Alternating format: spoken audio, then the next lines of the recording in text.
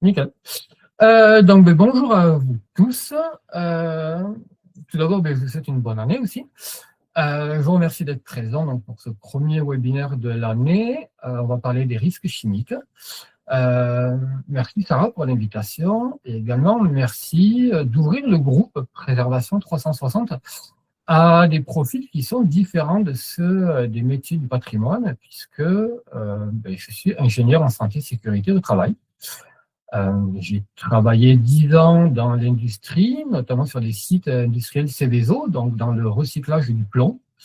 Depuis 5 ans, je suis indépendant. Je travaille surtout sur des thématiques risques chimiques et de plus en plus sur des risques liés à la toxicité des collections. J'exerce donc une activité de préventeur des risques. C'est un métier qui n'est peut-être pas forcément connu de tout le monde, donc on va quand même voir en fait, qui on est, à quoi on sert. Un préventeur des risques, c'est une personne qui est en fonction support. On est là pour accompagner les employés qui sont exposés, mais on est également là pour accompagner les chefs d'établissement dans leurs responsabilités, notamment civiles et pénales, par rapport à leurs obligations de sécurité. La profession est réglementée par le Code du travail, tant en termes de diplôme, d'expérience, ainsi que de conditions d'exercice. Il y a une définition qui est donnée, qui est celle-ci. C'est l'intervenant en prévention des risques professionnels, donc participe dans un objectif exclusif de prévention. Ça veut dire que tout ce qui est d'ordre médical, ce n'est pas notre métier, on le laisse au métier du travail. Donc, on participe à la préservation, donc ça c'est un mot que vous connaissez, de la santé et de la sécurité des travailleurs et à l'amélioration des conditions de travail. On va réaliser des missions, on va faire des diagnostics, du conseil, de l'accompagnement, de l'appui. Et lorsqu'on réalise des études, comme une évaluation des risques chimiques, par exemple, eh bien, on le communique au médecin du travail. C'est une activité qui est pluridisciplinaire. On va aborder les risques sur l'aspect science du risque, notamment la physique, chimie, de la biomécanique pour les ergonomes, par exemple. Tout un volet organisationnel, de façon à ce que les actions qu'on met en œuvre soient corrélées entre elles et soient en lien direct avec la réalité du terrain. Un volet humain à travers l'accompagnement, de la formation, comme aujourd'hui, de la sensibilisation, et toute une partie réglementaire, puisque chaque risque est défini dans le Code du travail. Le Code du travail, notamment la partie santé et sécurité, c'est un peu notre charte de Venise à nous. Donc, vous voyez, il y a quand même quelques liens avec vos métiers, peut-être surtout avec les activités en conservation du patrimoine, parce qu'on a un but qui est un peu similaire, qui est la préservation. C'est juste qu'on ne va pas travailler sur les mêmes sujets. Donc, on parle de risque chimique, mais on va d'abord aborder la notion plus de danger. Par rapport au risque chimique, le danger associé, ce sont les agents chimiques dangereux. Ça peut être une substance ou un mélange de plusieurs substances. Donc, comme on parle de chimie, ça peut être à l'état solide, liquide ou gazeux. Ça peut être des substances ou mélanges qui sont fabriqués artificiellement en industrie. Ça peut être également naturel. Et ça peut également être un déchet. Un bidon qui a contenu un produit chimique dangereux est considéré comme un déchet dangereux et donc comme un agent chimique dangereux. On va ranger les agents chimiques dangereux dans des catégories. On a 33 classes de dangers en tout. On va avoir les dangers physiques, on a 17 classes, 11 classes pour les dangers pour la santé, 4 classes pour les dangers pour l'environnement et une pour les dangers pour la couche d'ozone. Ces classes de danger, vous pouvez les repérer sur les étiquettes des bidons, comme sur la photo, où vous avez en fait des pictogrammes, donc un symbole dans un losange rouge. Ces pictogrammes, ils sont issus de ce qu'on appelle le SGH, c'est le système général harmonisé. C'est un système qui a été mis en œuvre par l'Organisation des Nations Unies, donc vous aurez les mêmes pictogrammes dans tous les pays membres de l'ONU. Vous avez donc à gauche de l'écran les pictogrammes qui correspondent au danger physique, à droite ceux pour le danger pour la santé et le toxique pour l'environnement.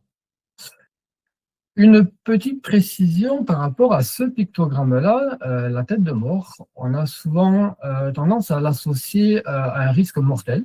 Alors effectivement, ça peut indiquer qu'il y a quelque chose de létal, mais ça veut surtout dire une toxicité aiguë. En fait, il y a plusieurs types de toxicité. On va simplifier en donnant trois. Vous allez avoir la toxicité aiguë, c'est-à-dire que vous allez avoir les effets liés au danger de la substance qui vont apparaître quelques minutes à quelques heures après l'exposition. Vous avez la toxicité subaiguë. Les effets vont apparaître quelques heures à plusieurs jours après l'exposition. Et la toxicité chronique, dont les pathologies vont se développer plusieurs jours à plusieurs années après l'exposition. Le cas qu'on connaît le mieux, c'est l'amiante, où on peut être exposé et avoir un cancer dès 30 ans après. Ces dangers, ces agents chimiques dangereux, ce qui est intéressant et important, c'est d'en faire la liste, c'est de les inventorier. Vous pouvez avoir des agents chimiques dangereux que vous avez achetés dans le commerce. Vous avez tout un tas de produits, des solvants, de l'éthanol, etc., en fonction de vos activités. Pour faire l'inventaire, vous pouvez noter le nom, noter la quantité totale maximale de produits, identifier les pictogrammes, récupérer les fiches de données sécurité, donc on va voir après ce que c'est. Vous mettez tout ça dans un tableau, dans une liste, et vous avez votre inventaire. Mais vous pouvez avoir également des agents chimiques dangereux qui vont être issus en fait de ce qu'on appelle les collections toxiques. Là, ça va être un peu plus compliqué pour faire l'inventaire. Je vous donne quelques exemples de collections toxiques. Il n'y a pas tout. Ce qui est intéressant à savoir, c'est que votre collection, on peut avoir trois catégories de collections toxiques. Vous pouvez avoir des collections qui vont être toxiques à cause de leur composition, des agents chimiques qui vont composer l'œuvre en elle-même. Par exemple, des manuscrits anciens qui sont toxiques du fait qu'il y ait des encres toxiques à l'intérieur. Mais vous pouvez avoir également des objets qui sont sains, sur lesquels on a appliqué des agents chimiques dans un but de conservation ou de protection contre les nuisibles, par exemple. C'est ce que nous expliquait dans un des premiers webinaires de préservation 360 qui est animé par Hugo Bordet, où il nous parlait de la toxicité des collections naturelles. Et vous avez une troisième catégorie où vous avez des objets qui peuvent être sains mais qui ont été pollués. En fait, c'est ce que nous expliquait Thierry Oudouard dans le webinaire du mois dernier, avec une collection qui était amiantée du fait qu'elle a été stockée dans un bâtiment amianté. Donc, on a une collection en fait, qui a été polluée accidentellement. Quelle que soit la catégorie en fait, dans laquelle vous allez avoir votre collection toxique, il va également falloir identifier les agents chimiques dangereux. Vous allez avoir plusieurs solutions. Je vais vous proposer des pistes. Il n'y a pas tout, ce ne sont que des idées. Et la première idée qui peut être intéressante, c'est de faire de la collecte de données bibliographiques. Vous allez étudier votre œuvre par de la documentation. Vous allez peut-être pouvoir identifier quels sont les composés chimiques et notamment savoir si ce sont des composés dangereux ou pas.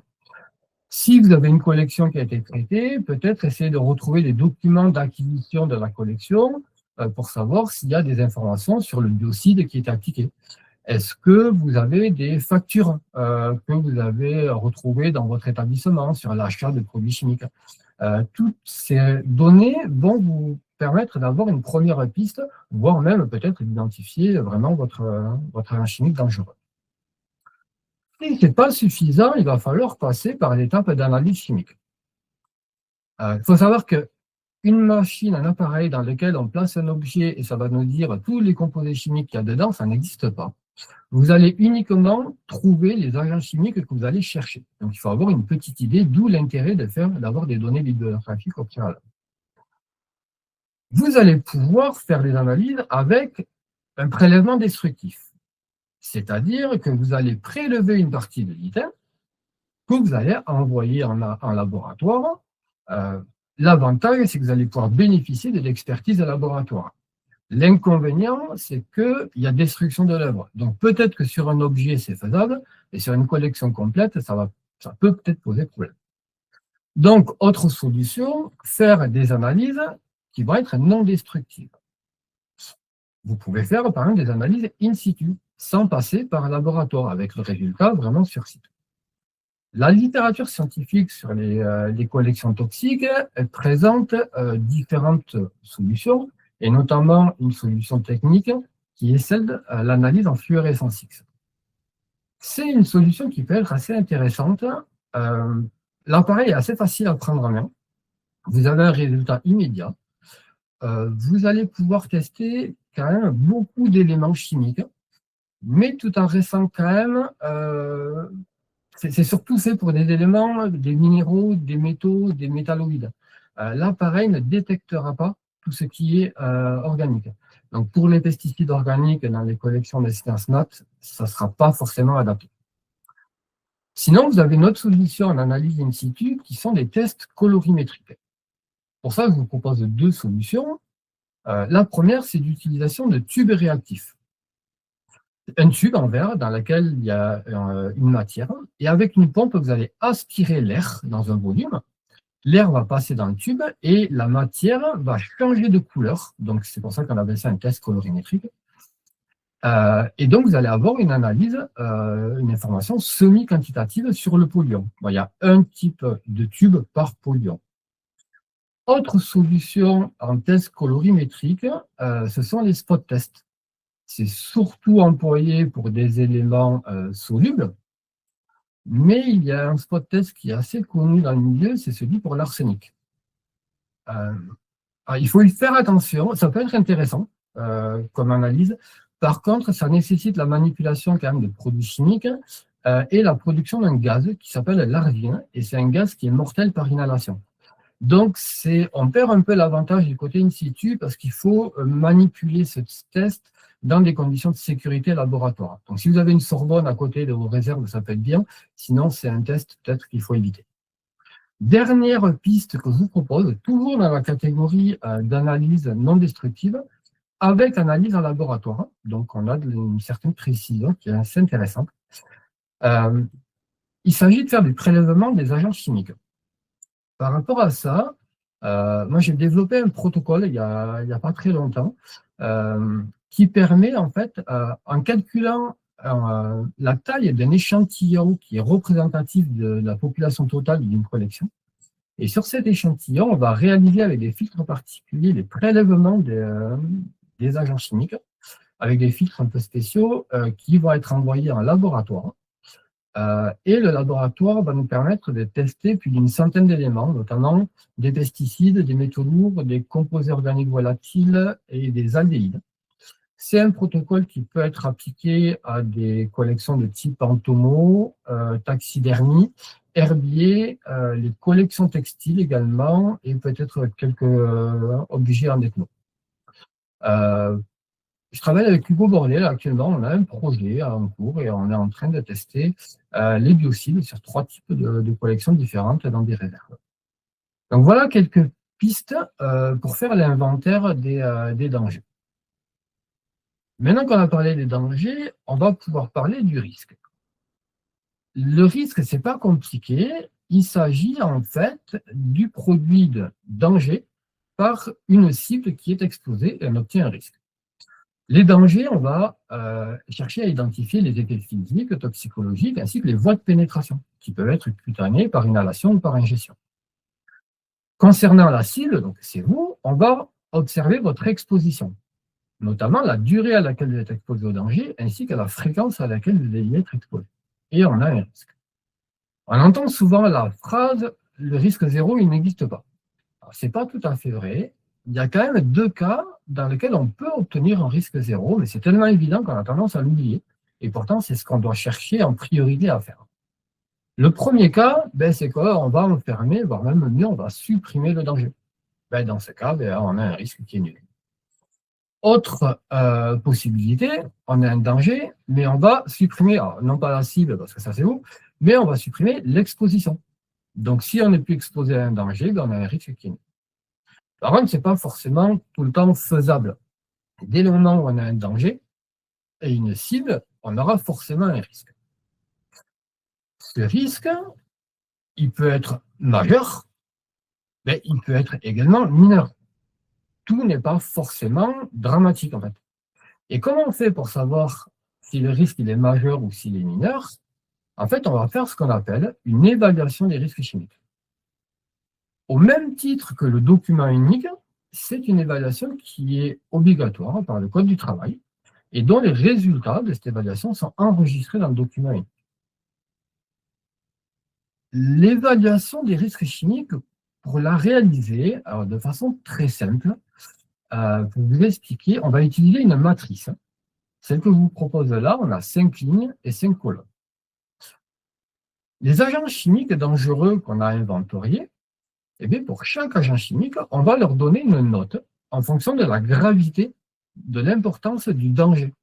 Donc, plus le danger est important, plus la note sera importante. On va également lister toutes vos expositions, la durée, la fréquence. Et plus l'exposition est importante, plus la note sera importante. Et comme le risque, c'est le produit d'un danger et d'une exposition, eh bien, on va faire dans le cas que je vous propose, un danger 5 multiplié par une exposition côté 5, on a une criticité du risque qui est égale à 25.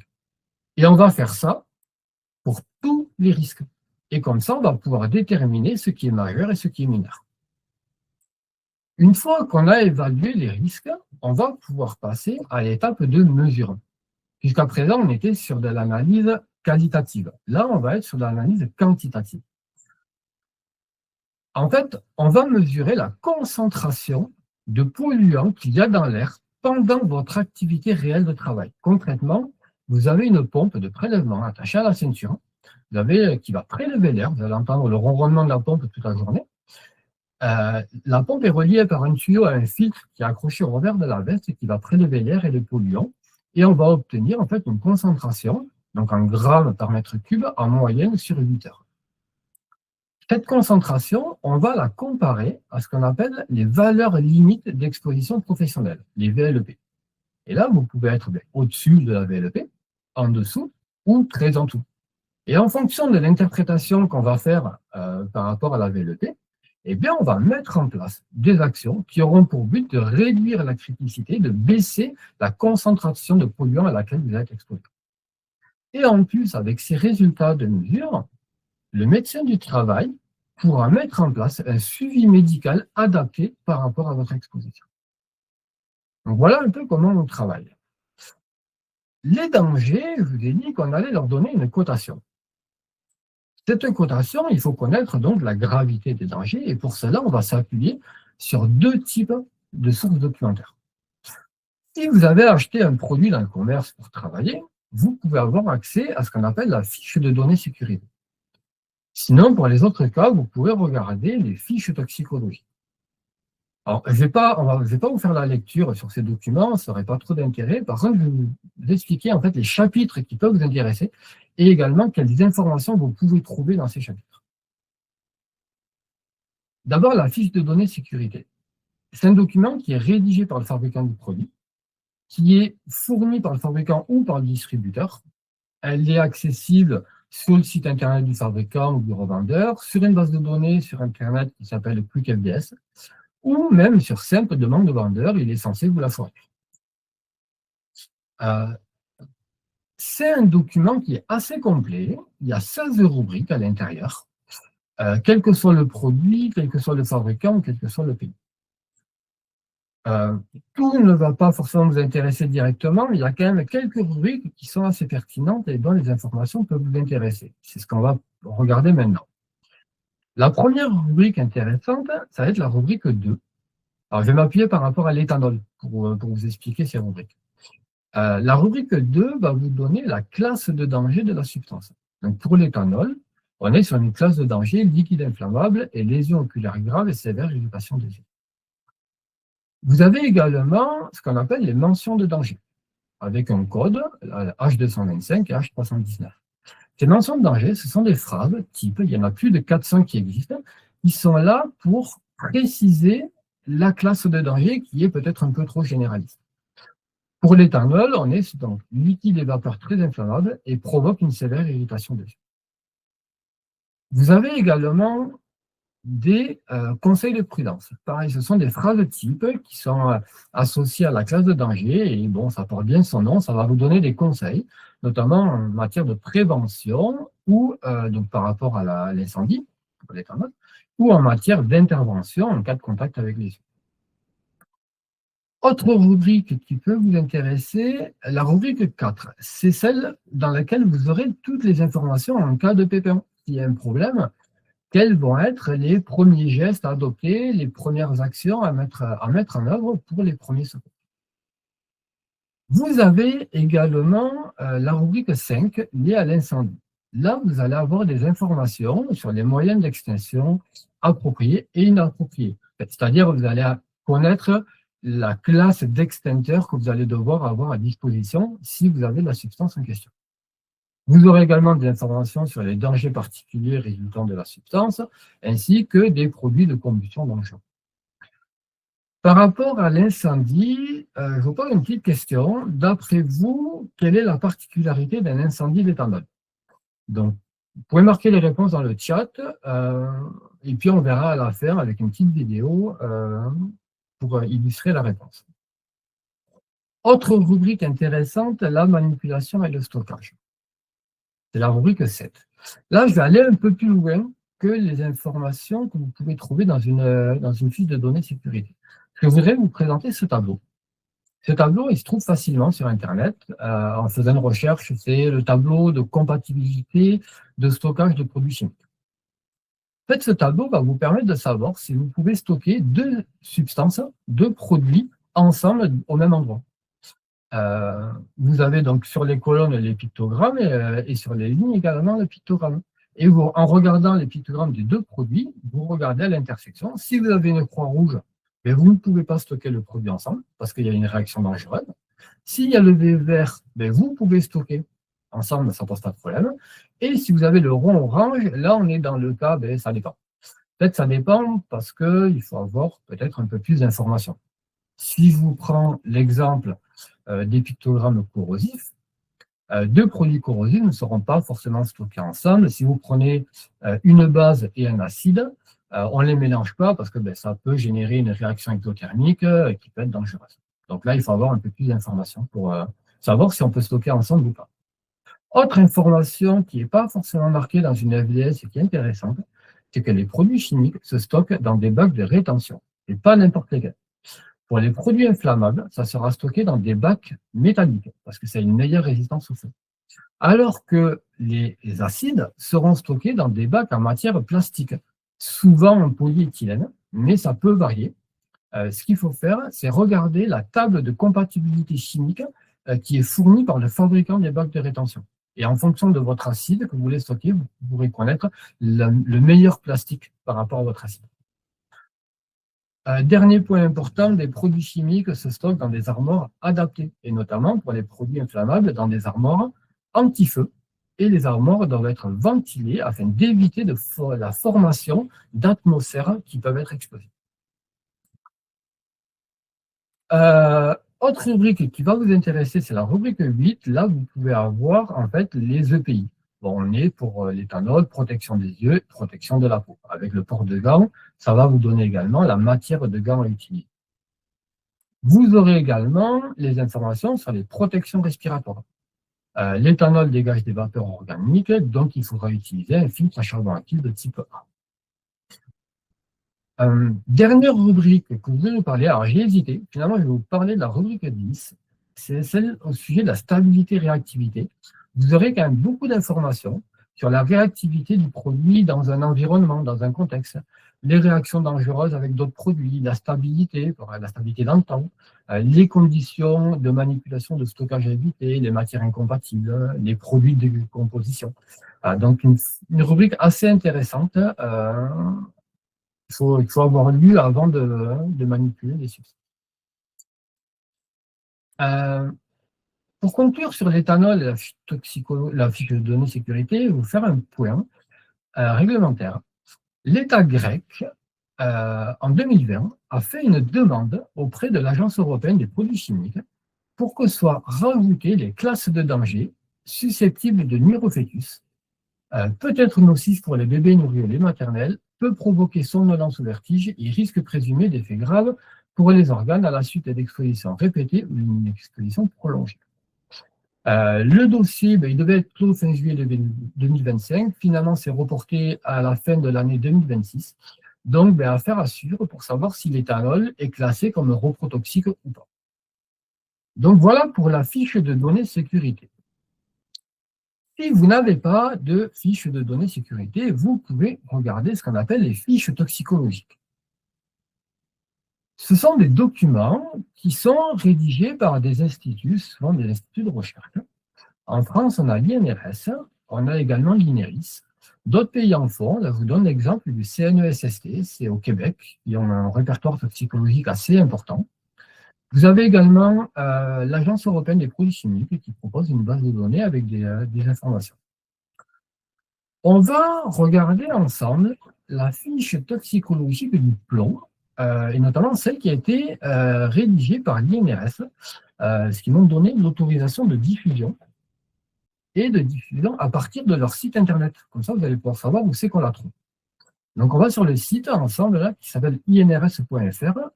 Si ça marche, nickel. Donc, on est sur la page d'accueil.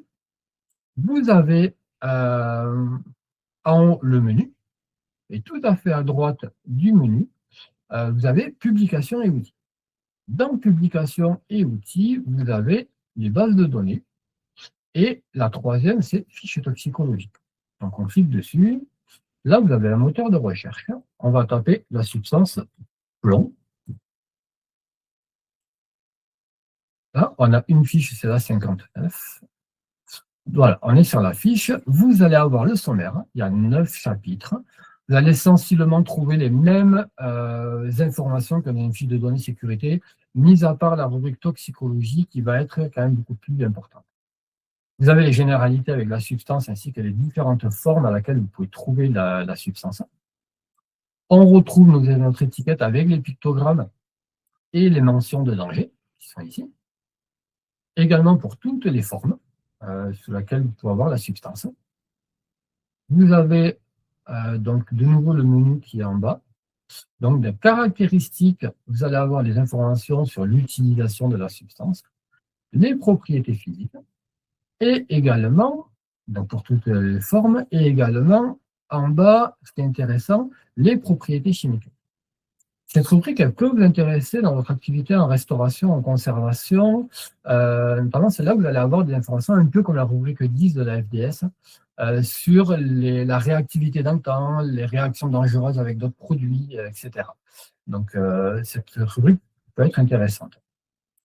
Ensuite, on a une rubrique 3, VLP et mesurage. En VLP, valeur limite d'exposition professionnelle. En France, on est sur une VLP de 8 en moyenne sur 8 heures, qui est de 0,10 mg par mètre cube d'air pour le plomb. Alors qu'en Union européenne, on a une VLP moyenne sur 8 heures de 0,03 mg par mètre cube d'air. En fait, il y a une évolution réglementaire qui date de 2024 et je vais vous expliquer un peu plus en détail après puisqu'elle est mise en application en 2026 en France. Vous avez également une rubrique incendie-explosion. Alors, vous aurez les mêmes informations que dans une FDS, comme par exemple, ici, les agents extincteurs recommandés sont exclusivement des poudres agissant sur des feux de classe D. Parce qu'on ne met jamais d'eau sur du métal en fusion au risque de générer une explosion de vapeur. Vous avez également donc, la rubrique pathologie toxicologie. Là, elle est très complète, donc chez l'animal et également chez l'homme. Là, vous avez un chapitre qui s'appelle absorption.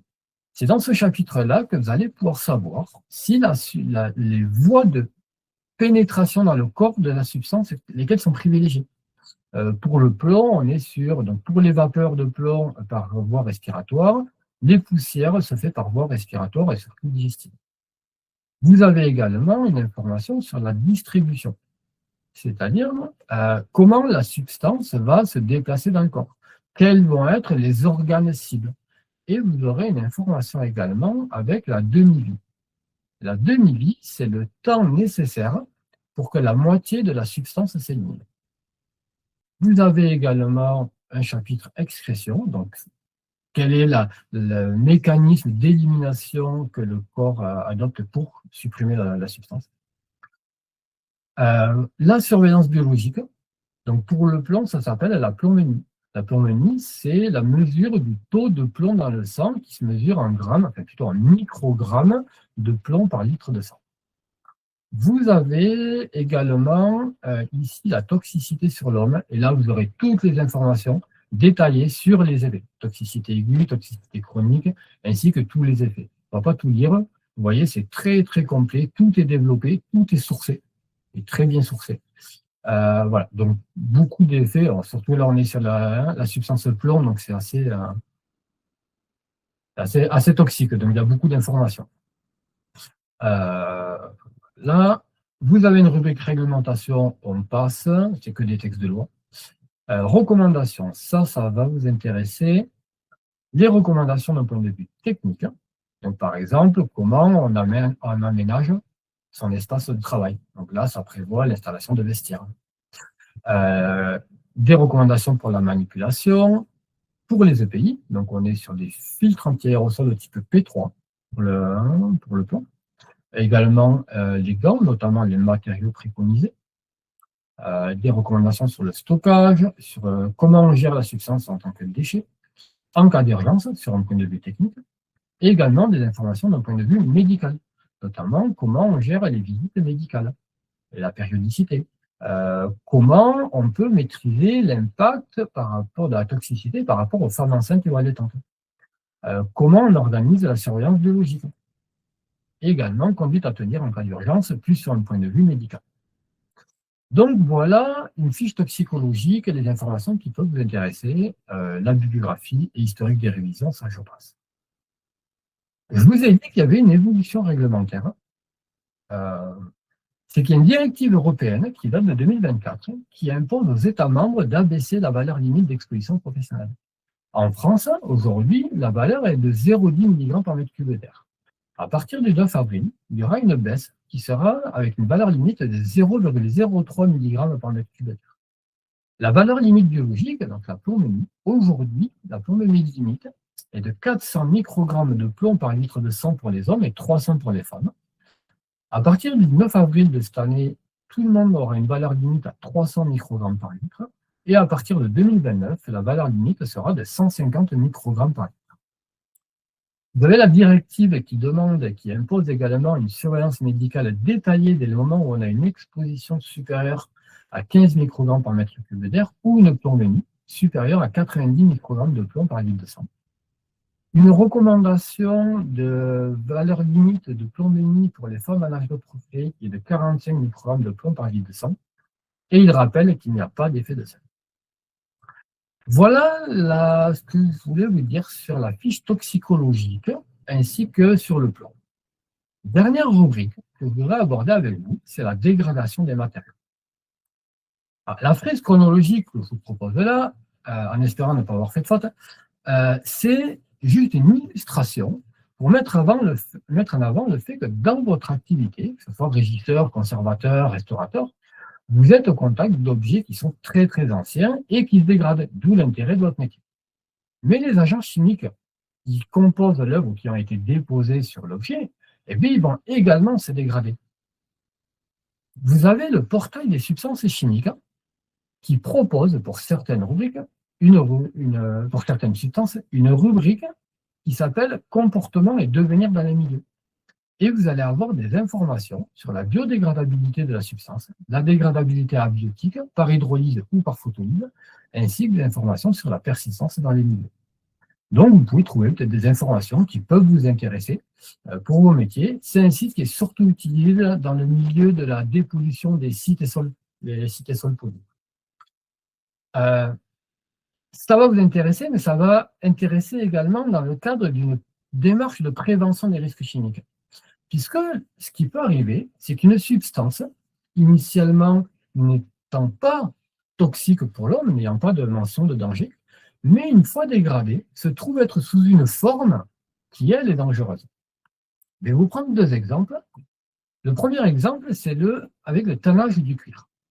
Au XXe siècle, vous avez 80 à 85% des cuirs qui sont tannés au chrome trivalent.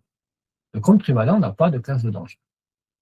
Mais une partie du chrome 3 va réagir avec l'oxygène dissous qu'il y a dans l'eau lors d'une étape du tannage pour former du chrome hexavalent. Et le chrome hexavalent, lui, il est extrêmement dangereux. C'est un fort comburant, il est corrosif, il est toxique pour le milieu aquatique, il est cancérigène et il est mortel en cas d'ingestion. Le sujet était tellement préoccupant pour l'Union européenne qu'ils ont décidé de mettre une limite. C'est-à-dire qu'un tanneur, pour mettre un cuir sur le marché, devra attester qu'il n'y a pas plus de 3 mg de chrome hexavalent par kilogramme de poids sec total de cuivre. C'est une réglementation qui date de mai 2015. Mais comme on l'a vu dans la diapo précédente, vous êtes au contact d'objets qui vont certainement être antérieurs à mai 2015. Donc, vous pouvez être exposé à du chrome hexavalent. Un autre exemple, avec la restauration des métaux. La Statue de la Liberté est en cuivre. Et d'après une intelligence artificielle, elle avait cette belle couleur cuivre lorsqu'elle a été livrée.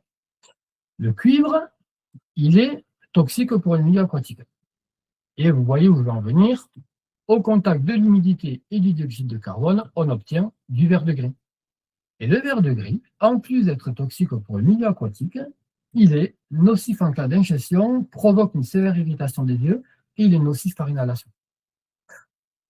Donc tout ceci pour vous dire que lorsqu'on fait un inventaire des agents chimiques dangereux, dans notre secteur d'activité, il va falloir tenir compte de cette dégradation des matériaux. Faire un inventaire et une évaluation des risques, pour un artisan, un travailleur indépendant, ça peut être relativement rapide. Et dès le moment où on est dans un établissement avec plusieurs collections, avec de nombreux produits chimiques, ça peut devenir un projet qui est quand même assez conséquent. Donc voilà tout ce que je pouvais vous raconter assez rapidement. Si vous voulez aller plus loin, vous avez le site de l'INRS qui est une mine d'or d'informations très intéressante. Vous aurez beaucoup de réponses à vos questions. Vous devez être formé au risque chimique, donc c'est une obligation légale, formation générale, mais également pour certaines substances, il y a des formations spécifiques. Vous devez être suivi médicalement, et la bonne nouvelle, c'est que les travailleurs indépendants peuvent également être suivis. Les services de prévention et de santé au travail proposent des prestations pour les travailleurs indépendants. Et vous pouvez, même vous devez, être accompagné par un préventeur des risques. Alors, si vous êtes dans un établissement, dans une collectivité territoriale, vous en aurez probablement un en interne. Mais si vous n'en avez pas, ou que malheureusement le préventeur est complètement débordé, vous pouvez faire appel à un prestataire externe, à condition qu'il soit enregistré comme un IPRP auprès de l'inspection du travail. Donc voilà ce que je peux vous dire. Si on en arrive à la petite devinette, la particularité d'un incendie d'éthanol. Sarah, est-ce qu'il y a des réponses ou pas? Écoute, j'ai deux réponses qui valent tester. On a Muriel qui nous dit qu'il ne faut pas mettre de l'eau dessus pour tenter de l'éteindre. Et il y a Annette qui propose que ça se propage par le gaz et pas par les flammes. C'est un peu les deux hypothèses qui ont été données. Alors, on ne met pas, oui, il y a une question de densité, donc pour éteindre, on ne va pas mettre forcément de l'eau. Et l'autre, c'est ça se propage par les flammes. Alors, il y a un rapport avec les flammes. Effectivement. En fait, je vous ai fait une petite vidéo pour illustrer. J'ai pris du gel hydroalcoolique que j'ai acheté en pharmacie. Il est composé à 70% d'éthanol et 30% d'un autre mélange qui n'est pas mentionné dans la FDS, mais apparemment non dangereux. J'ai mis le feu au gel hydroalcoolique. Et alors, on va faire pause. Et il se passe qu'on ne voit pas grand-chose. L'éthanol, quand il brûle, il a ce qu'on appelle une combustion complète. Il va produire de l'eau et du dioxyde de carbone. Il ne produit pas de résidus qui vont s'enflammer et faire cette belle flamme jaune. Là, le petit bout de flamme jaune qu'on voit sont dus aux 30% de notre autre substance qui est associée à l'éthanol. Autre phénomène qu'on remarque, c'est que ce petit bout de flamme, il est en suspension dans le vide. Alors en fait, ce n'est pas de la magie, c'est que la base bleue de la flamme, on ne la voit pas. Elle est à des longueurs d'onde que l'œil a du mal à voir. Mais si on éteint la lumière, voilà, là on voit vraiment qu'il y a une flamme. Donc la particularité d'un incendie d'éthanol, c'est que si ça brûle, vous ne verrez pas qu'il y a de flamme, surtout si c'est un éthanol qui n'est pas dilué. Donc voilà ce que je peux vous raconter. pour synthétiser tout ça, oui, il y a des collections qui sont toxiques avec des risques qui peuvent être importants, mais tout n'est pas forcément dramatique. On a des solutions pour évaluer les risques. On a des solutions pour protéger votre santé. Il y a des spécialistes qui peuvent vous accompagner et vous n'êtes pas seul en fait face aux risques. Donc voilà ce que je pouvais vous raconter. Comment je fais pour sortir de... Merci Arnaud, faut que tu te remettes sur la page. Ouais. Voilà. Super, je te remercie pour la présentation. C'était très, très complet. Avec plaisir. Détails, comme tu me l'avais promis. Oui, ouais, beaucoup d'informations. Ouais, beaucoup d'informations, mais beaucoup de choses très intéressantes. Tu as donné des sources externes qu'on mettra dans l'email par lequel je vous transmettrai le replay. Donc, comme ça, au moins, vous pourrez les retrouver. Et alors, je suis la seule à avoir une question, visiblement. S'il y en a d'autres, n'hésitez pas à les poser dans le chat, je les lirai. Mais sur ta slide 6, moi, j'ai vu qu'il y avait les encres métallogaliques qui présentaient un danger. Ouais. Ça, pour le coup, c'est un truc qu'on trouve hyper souvent en restauration papier. Donc, j'aurais voulu savoir si tu pouvais juste élaborer 2 petites secondes là-dessus. 2 petites secondes, ça va être compliqué. En fait, très souvent, les métaux, lorsqu'ils sont sous des formes de sulfate, de carbonate ou d'oxyde, vont avoir une meilleure pénétration dans le corps. Et donc, bon, ça va. Et là, donc, un élément chimique, quand il est dans le corps, on appelle ça un xénobiotique. Et la circulation dans le corps, c'est la toxicocinétique. Et les carbonates, les oxydes vont avoir une toxicocinétique qui va être favorisée et donc beaucoup plus toxique en fait. Donc, en les manipulant, il faut 2 fois plus porter des gants, quoi. Ben, en fait, il faut regarder les fiches. Alors là, ça sera peut-être plutôt les fiches toxicologiques où il faut regarder les voies de pénétration privilégiées et adaptées. Donc, ça peut être des gants. Après, ça peut être sous forme de poussière également, et des poussières fines, et donc vont être, on va appeler ça des poussières alvéolaires, qui vont se loger directement dans les alvéoles des poumons. Ok, bah merci. Super intéressant, parce que pour le coup, les encres ferrogalliques, on en trouve très, très souvent dans les collections papier. Donc, c'est quelque chose où moi, je savais que je devais porter des gants, mais c'était juste pour pas apporter de l'humidité supérieure et pour éviter d'accentuer la dégradation. Mais là, pour le coup, ça donne une raison de plus. Il y a Gwenala qui pose une autre question. En ce qui concerne les collections photographiques, on trouve du nitrate de cellulose instable et très inflammable, mais je n'ai pas réussi à trouver de données sur la santé des personnes qui travaillent à son contact. Alors, je n'en ai pas en tête. Il existe 219 millions de substances.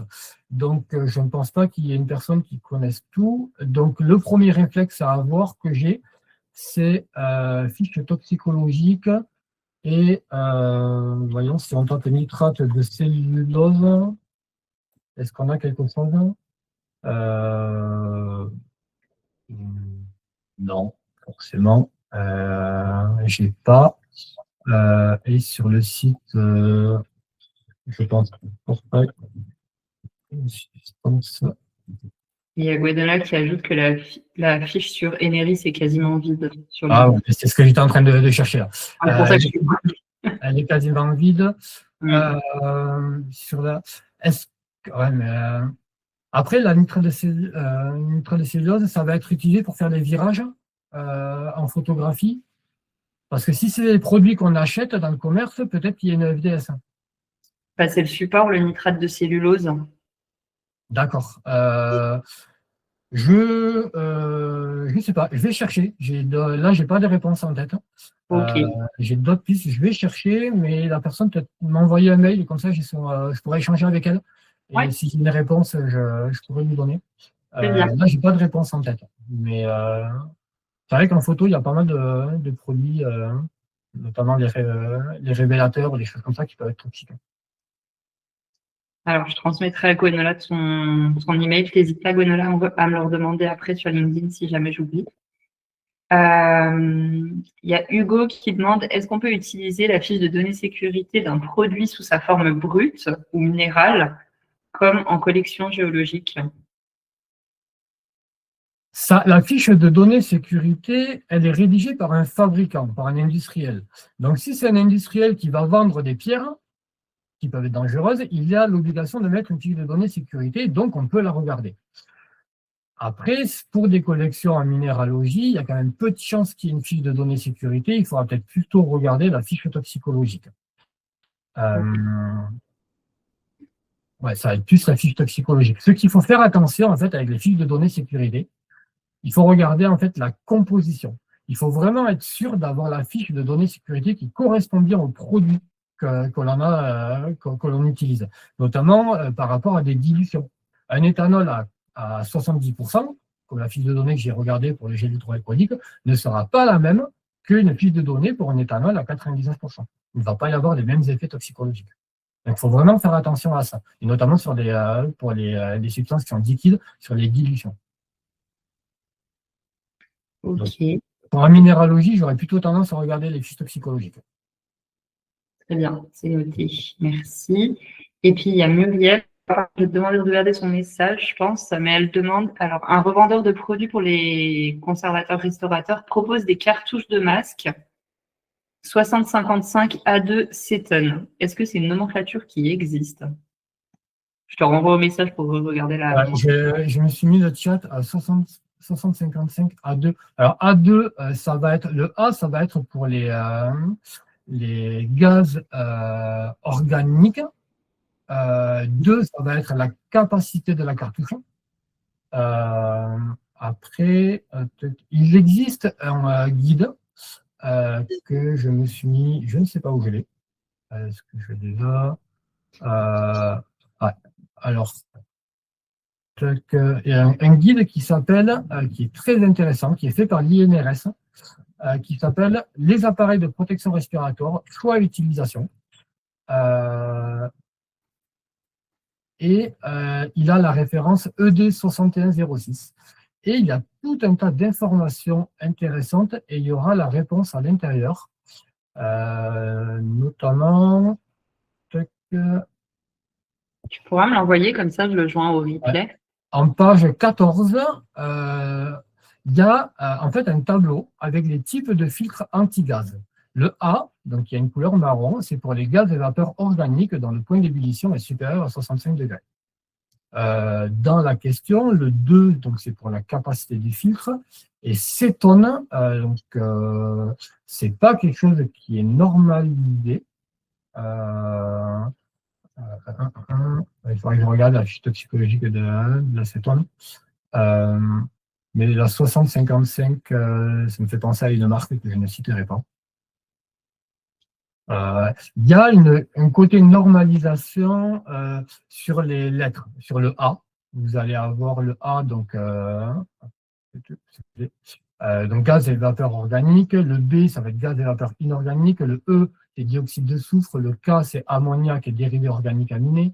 Vous avez HGP3 pour les vapeurs de mercure, NOP3 pour les oxydes d'azote, AX pour les gaz et vapeurs organiques avec un point d'ébullition inférieur à 65 degrés, et SX pour les composés spécifiques désignés par le fabricant. Ça, ce sont des informations normalisées. Le 1, 2 ou 3, c'est le volume de la cartouche. Le reste n'est pas normalisé. Ok.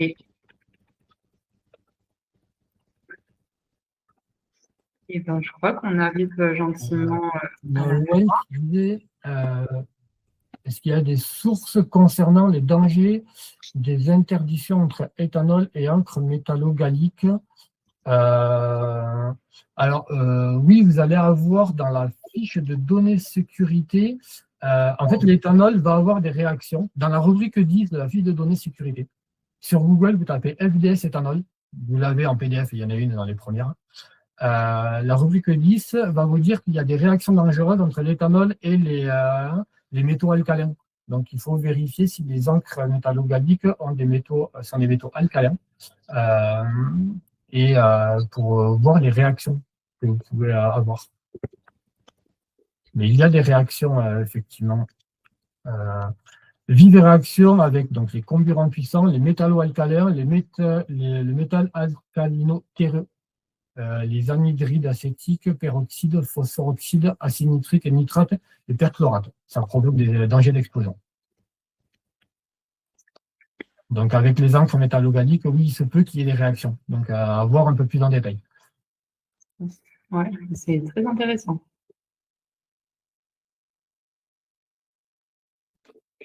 Et tu disais que la bandelette marron sur les filtres, c'est pour le point d'ébullition qui est inférieur ou supérieur à 65 degrés. Alors, Il y a Muriel qui dit l'acétone a un point d'ébullition qui est inférieur. alors, pour le marron, c'est pour ce qui est supérieur à 65 degrés. L'acétone, si ça a un point d'ébullition inférieur, ça sera également le marron, mais le code, ça ne sera pas A, mais ça sera AX. Ok. Ah bah dans ce cas, il y a confusion quelque part, en effet, soit chez le vendeur, soit chez le vendeur. On vérifie, c'est 56 degrés le point d'ébullition de Dans ce cas, il faudra un filtre AX qui a également cette couleur marron. Ok. Donc, le filtre 6055A2, il y a à vérifier. Il faut regarder là. Tous les filtres, ils ont une notice. Il faut regarder plus en détail, ça sera inscrit. Après, les cétones, c'est pas forcément l'acétone seulement, quoi. Ça peut être un type de cétone. Donc, c'est peut-être pas pour ce type-là spécialement. Je ne sais pas s'il y a d'autres questions. Là, dans le chat, il n'y en a pas d'autres. Si d'autres personnes veulent les poser, on a encore 5 minutes. Et puis sinon, je pense qu'on va finir comme ça. Et juste ce que je peux rajouter, ouais. C'est que les filtres, vous avez deux types de filtres. Vous avez les filtres papier pour les aérosols, donc que ce soit des gouttelettes d'eau ou solides. Et vous avez les filtres charbon actifs, c'est ce dont on parle actuellement, qui sont pour les gaz. Un filtre papier, lorsqu'il est saturé, lorsqu'il est en fin de vie, il va se colmater et vous allez avoir du mal à respirer. Donc, on change son filtre. Les filtres charbon actifs, lorsqu'ils sont saturés, ils ne vont pas se colmater, ils vont relarguer tout le polluant. Donc, vous allez respirer, en fait, tout le polluant.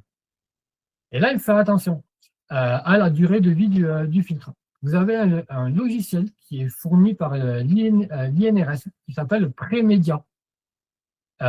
Et vous allez pouvoir calculer la durée de vie du filtre en fonction de paramètres comme la capacité du filtre, la cadence respiratoire, la concentration du gaz, la température, la pression atmosphérique, l'humidité. Tout ça sont des paramètres qui vont influencer en fait la durée de vie du filtre. J'ai fait l'exercice sur Prémédia avec l'éthanol, avec l'alcool éthylique. J'ai pris comme valeur de concentration 1900 mg par mètre cube d'air, qui est la valeur limite d'exposition. Humidité 20 degrés, humidité 50%, température 20 degrés, pression 1013 millibars, avec un filtre, donc deux filtres sur des demi-masques ABEK HGP3, c'est le plus gros, hein, celui qui protège le plus. La durée de vie du filtre est estimée entre 1h30 et 1h45. En bas de cette information, l'INRS inscrit, il conseille de changer de filtre à chaque fin de poste. Ce qu'il faut faire attention, c'est que vous allez sentir, en fait, les produits chimiques, ils peuvent avoir une odeur à une certaine concentration. Si votre produit chimique a une odeur perceptible à une concentration qui est inférieure à la valeur limite, et dès le moment où vous allez sentir le polluant, vous allez pouvoir en fait vous dire il faut changer la cartouche.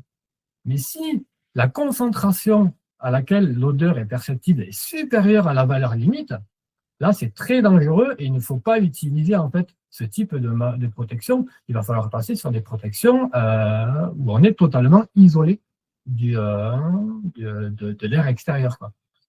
C'est choisir un masque, choisir des filtres, il faut faire attention, hein, ça s'utilise pas n'importe comment. D'ailleurs, il faut une autorisation médicale pour pouvoir porter en fait des protections respiratoires. Par rapport à la cadence respiratoire, à son volume pulmonaire, est-ce qu'on est capable de gérer en fait des appareils, par exemple des gros appareils respiratoires avec le casque et la cagoule, ça vient injecter de l'air sous pression. Ça peut être entre 120 litres par minute et 160 litres par minute. Il y a des personnes qui peuvent ne pas le supporter. Il y a une oppression également qui peut exister. Si on est sur des filtres papier, il y a une résistance mécanique et certaines personnes peuvent avoir du mal. Donc, l'intérêt d'avoir un médecin du travail qui vous délivre une attestation comme quoi, ben oui, vous pouvez porter un appareil respiratoire. C'est pas anodin, un appareil respiratoire. Et le choix des filtres et la durée de vie des filtres se calculent et ça se surveille. Ok, bah, merci d'avoir fait cette précision parce que pour le coup, il n'y a pas beaucoup de monde qui le sait. Moi, je sais que je me retrouve souvent à avoir des filtres qui ne sont pas isolés ou qui sont mal, en tout cas mal mis de côté quand, tu sais, quand c'est des filtres qui sont réutilisables ou qu'on ne les utilise pas très longtemps. Donc, Ouais, en fait, en prévention des risques, on est capable de bien gérer. On sait le faire. Hein. On travaille sur des sites avec des gros risques chimiques. Oui, on entend parler des accidents à la télé, mais c'est très rare comparé au nombre de personnes qui sont exposées. Hein. On sait très bien le gérer. Mais ça se gère. Voilà. Il faut une préparation. il faut avoir les formations et puis les informations nécessaires. Voilà. Mais tout ça, vous l'aurez en faisant des formations de 1 à 3 jours sur un risque chimique. Vous aurez tout ce genre d'informations pour pouvoir gérer vos filtres, gérer vos masques, choisir vos cartouches.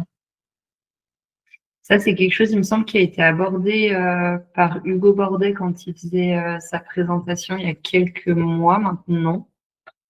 Il y a le replay qui est disponible sur la chaîne YouTube si jamais, pour ceux qui veulent aller voir, parce qu'il me semble qu'il abordait aussi cette question de durée des masques et puis comment faire et puis quoi en faire surtout après. Donc, s'il y en a que ça intéresse sans avoir eu de formation précise, Hugo, pour le coup, il en a fait pas mal, donc il en parlait un petit peu à ce moment-là. Il est 13h, je pense qu'on va gentiment terminer là. Il y a Hugo qui, quand on parle du loup, qui dit que ce type de masque, donc j'imagine que c'est les masques intégraux avec la cagoule, qui ont tendance à sécher les yeux. Bon, c'est pour les hommes sensibles. Effectivement, ça peut. Les personnes qui portent des lentilles, en fait, peuvent avoir des problèmes. Ouais. Et avec les lunettes, non, je pense que ça pose pas de problème. Avec pardon? Les lunettes. Si les lunettes, en fait, comme il y a un joint facial qui vient sur le côté, et en fait, ça peut appuyer sur les branches des lunettes et ça peut être en fait gênant en fin de journée, quoi. Quand on passe 8 heures avec le casque, avec l'élastique qui appuie sur les branches, ça peut faire mal aussi. Ça peut être un peu désagréable en effet. Ouais. Très bien. Bon, et ben on va clôturer ici. Je vous remercie à tous et à toutes d'avoir participé et de nous avoir donné une petite heure de votre déjeuner. Et puis voilà, on se retrouve le mois prochain pour un nouveau webinaire. Et puis j'espère que ça générera autant d'intérêt et puis qu'il y aura autant de monde qui participera. Donc voilà. Merci beaucoup Arnaud pour cette présentation. C'était très clair ça dans les messages que tout le monde dit que c'était clair et intéressant. C'est vrai que c'était très très bien structuré. Je sais que tu as pas mal travaillé et sur le PowerPoint et sur la présentation, donc je t'en remercie parce que ça fait la différence et puis on y gagne en clarté. Donc, avec plaisir. Merci. Super. Ben, merci à tous d'avoir participé et puis une toute belle après-midi. Bon appétit. Salut.